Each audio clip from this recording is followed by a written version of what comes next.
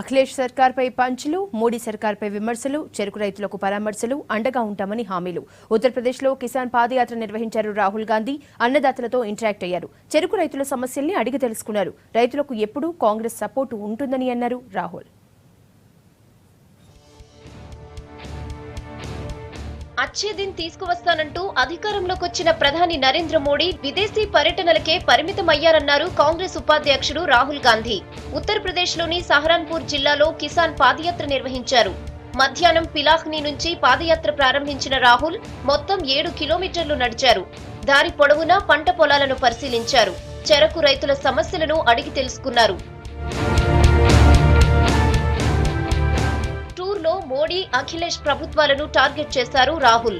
మోడీ చెప్పిన మంచి రోజులు ఇవేనా అని ప్రశ్నించారు. పేదలు, రైతులు సంతోషంగా ఉన్నప్పుడే మంచి రోజులు వస్తాయన్నారు రాహుల్.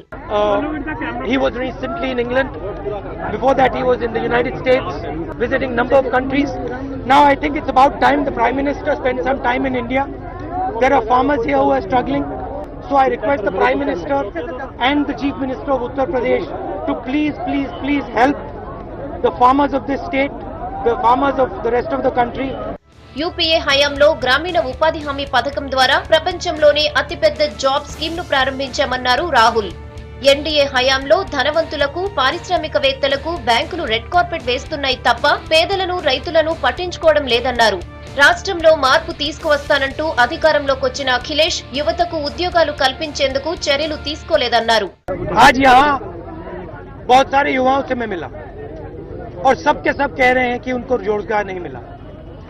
हिंदुस्तान को प्रगति करनी है तो रोजगार की जरूरत है, किसानों को मदद करने की जरूरत है, मजदूरों को मदद करने की जरूरत है. मैं चाहता हूं कि चीफ मिनिस्टर जी ये काम करें, उसके लिए उनको भी इलेक्ट किया गया. యూపీలో చెరకు రైతుల సమస్యలపై ఫోకస్ చేస్తూ కిసాన్ పాదయాత్రను చేపట్టారు రాహుల్. షుగర్ ఫ్యాక్టరీల ప్రైవేటీకరణ, చెరకు రైతులకు పెండింగ్ బిల్లులపై కాన్సంట్రేట్ చేశారు. 2017లో యూపీలో అసెంబ్లీ ఎన్నికలు జరగనున్నాయి. వీటిపై నేతలు, కార్యకర్తలను ప్రిపేర్ చేసేందుకు పాదయాత్రకు ప్లాన్ చేశారు రాహుల్.